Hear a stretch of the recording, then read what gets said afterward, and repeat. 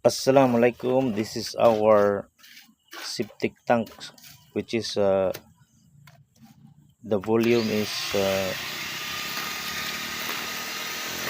2 by 3 by 2. The height is 2 meters. The length is 3 meters, and the width is 2 meters. And we do the riprap wrapping.